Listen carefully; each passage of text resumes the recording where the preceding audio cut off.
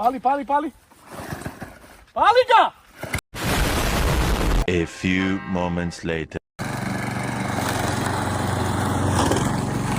Jebote, to sam pao. Beograda grada, šta ja radim danas? Dajte pare malo, ljudi!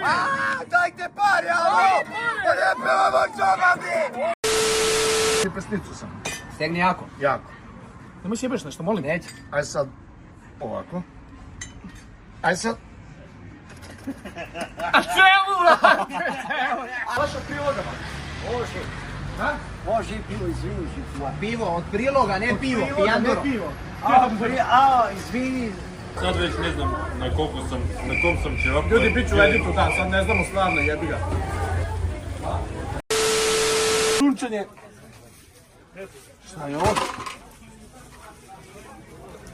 Dobro su cviće. Na.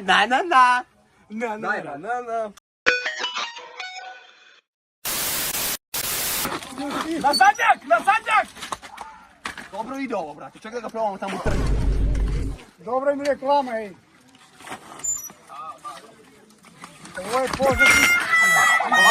Dobro. Nemoj da se zabijemo, drži kočicu.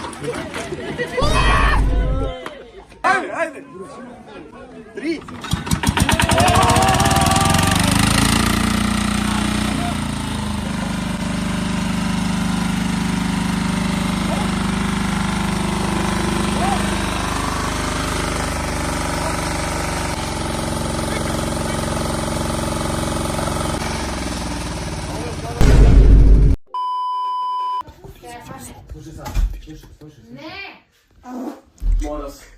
Malo sam debil, ali sam...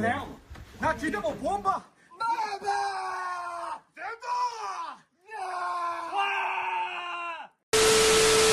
Kako mi se zvala prva devojka? Ne znaš ni ti sve. Ja znam, sad ozbiljno. Smuvao sam se s njom 1.11.2016.